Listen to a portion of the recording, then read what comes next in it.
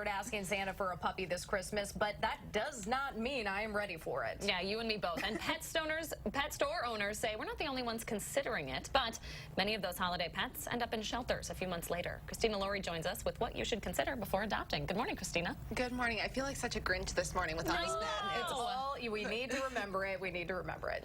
But ladies, it's often older puppies from larger breeds that lose their homes a few months after the holidays when, surprise, they've grown too big.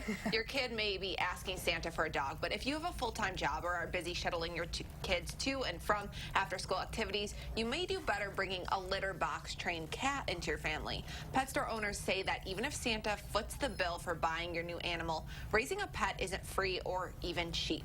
They'll need food, trips to the vet, medicine when sick, training, and, of course, toys. While cats may cost a little less than dogs, either can run anywhere from a couple $100s to several thousand, and that's every year. Smaller pets like hamsters and fish are cheaper, but even those come with their own set of concerns.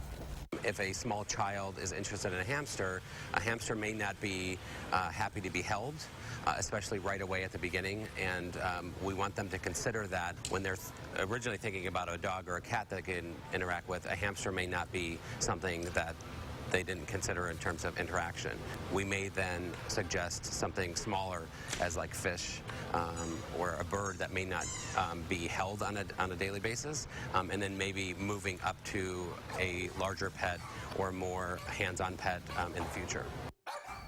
You also have to factor in training after bringing a new pet home. PetSmart can help with those classes, help for both your pet and your family. And if you want to make a positive impact in the life of an animal but aren't yet ready to add one to your family, you can always volunteer your time and energy at places like the Dane County Humane Society or by donating to a spay and neuter shelter. It is so tough because you see these faces, and I know my family had to give away a dog after not being able to train it correctly. It was getting in trouble for things it didn't know was wrong, and it's a really hard, it's almost traumatic for the family to go through too. Yeah. And you hear that from so many people this time of year. Things like Legos, clothes, kids outgrow, but you never outgrow a pet.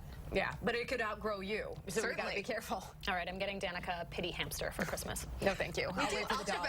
No, I'll wait for the dog, guys. Christmas gift. All right, Christina Laurie reporting for us. Thank you, Christina. 6:35 right now, and multiple people are in custody this morning after a stabbing downtown last night. We'll have the details in the morning sprint. And later today, the state's firing up a new website for you to book